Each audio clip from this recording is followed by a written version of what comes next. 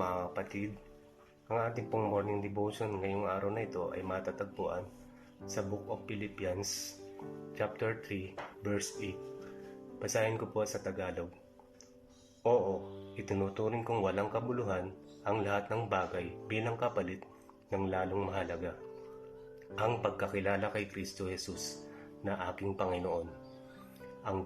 Ang lahat ng bagay ay pinalagay kong walang kabuluhan, makamtan ko lamang si Kristo. Salamat po sa salita ng Diyos. At this verse po mga kapatid, itinuring po ni Pablo ang mga bagay na kawalan at itinuring din niya ito bilang isang kawalan dahil para kay Pablo, walang ibang mas mahalaga kundi ang pagkakilala at paglingkod sa ating Panginoong Diyos. The question is, ano po ba ang mahalaga sa atin? Ang mga bagay ba na nasa sanlibutan ito? O ang ating Diyos? Sa pamamagitan po ni Pablo, God reminding us na talikuran po natin or iwasan ang mga makamundong bagay at mga gawain sapagkat wala naman po tayong mapapalang mabuti sa mga ito.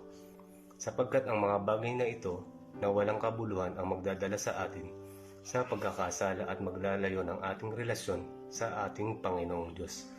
Sapagkat ang sanlibutan ito ay nababalot ng mga maling gawain at kasamaan.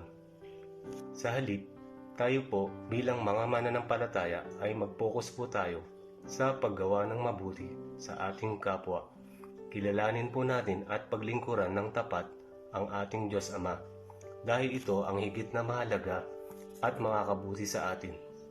Sapagkat ang ating Diyos lamang ang pinakamahalaga sa lahat ng bagay dito sa daigdig. God always there to help us, to comfort us, to heal us, to provide everything we need because God loves us.